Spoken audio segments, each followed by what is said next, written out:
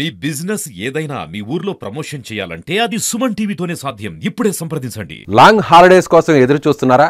అయితే ఈ వార్త మీకోసమే. ఈ వారం చివరి నుంచి వచ్చే వారం ప్రారంభం వరకు సుదీర్ఘ సెలవులు ఉన్నాయి. ఉద్యోగులతో పాటు పాఠశాలలు, కళాశాలలో చదువుతున్న విద్యార్థులకు ఇక సందడే. ఈ సుదీర్ఘ వారాంతంలో ప్రజలు తమ అసంపూర్తి పనులను పూర్తి చేయడానికి సిద్ధం చేసుకోవచ్చు. వారంలో వరుస సెలవులు రానున్నాయి. కొన్ని రాష్ట్రాల్లో 4 రోజులు, మరికొన్ని రాష్ట్రాల్లో 5 రోజులు వస్తున్నాయి.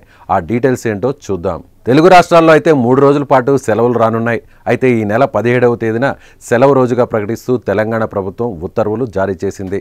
ఆ రోజు మిలాద్ ఉన్ నబీ గణేష్ నిమజ్జనం వల్ల తెలంగాణ ప్రభుత్వం సెలవు ప్రకటించింది. సెప్టెంబర్ 14న 2వ శనివారం కావడం వల్ల స్కూళ్లకు సెలవు ఉంది.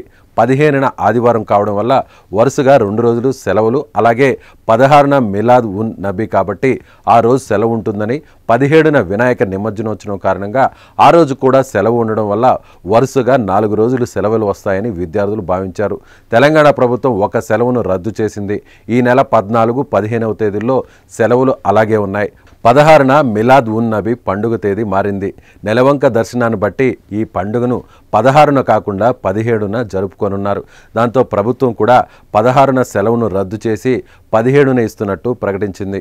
ఇక్కడ ఇంకో విషయం ఏంటంటే నెలవంక 16న కనిపించినట్లయితే అదే రోజు సెలవు ఉండనుంది. దీంతో వరుస సెలవులు ఉండనున్నాయి. విద్యార్థులు, ఉద్యోగులు నిజంగా పండుగ చేసుకునే రోజులుగా ఇవి చెప్పుకోవాలి.